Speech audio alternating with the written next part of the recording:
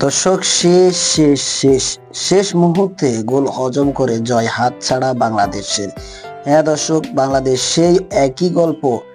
Injury টাইমে গোল হজম, নেপালের বিপক্ষে ফিফা প্রীতি ম্যাচে নিশ্চিত জয় হাতছাড়া হয়ে শেষ মুহূর্তে গোল করে 2-2 ড্র করেছে বাংলাদেশ। দর্শক, প্রথমার্ধে 1-0 গোলে পিছিয়ে পড়েছিল স্বাগতিকরা। চাপ মাথায় নিয়ে দ্বিতীয়ার্ধে শুরু হতেই স্বাগতিকরা দারুণভাবে ঘুরে দাঁড়ায়। হামজা চৌধুরী দ্রুত করে জোড়া গোল, তবে শেষ পর্যন্ত আর জয় পায়নি হাবিয়া কাবরিরার দল। দ্বিতীয়ার্ধের খেলা শুরু দ্বিতীয় মিনিটে বাংলাদেশের সমতায় ফেরা দলের সবচেয়ে বড় তারকা হামজা দেওয়ান চৌধুরী ঢাকা জাতীয় স্টেডিয়ামে দর্শকদের আনন্দ বন্যা ভাসিয়ে দুর্দান্ত বাইসাইকেল কিকে গোল করেছেন হামজা। এরপর 50 মিনিটে বাংলাদেশ পেনাল্টি পায়। এবারও হামজার গোল করে দলকে এগিয়ে নিয়ে যান 2-1 গোলের ব্যবধানে।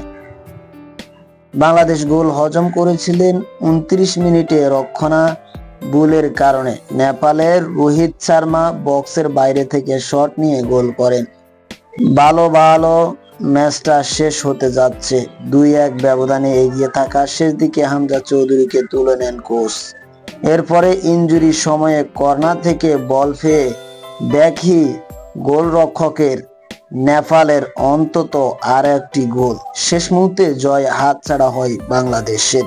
হ্যাঁ দর্শক, এতে আজকের ম্যাচে হারের মূল দায়টা হচ্ছে বাংলাদেশ কোচের। আমি চাই, বা আমি একজন কন্টেন্ট ক্রিয়েটর, আমি বাংলাদেশ ফুটবলকে ভালোবাসি। আমি ব্যক্তিগতভাবে মনে করি বাংলাদেশের ফুটবলে এই কোচটাকে বাদ দিয়ে অন্য আরেকটি কোচ নিলে হয়তো আমরা আরো সামনে এগিয়ে যেতে পারবো।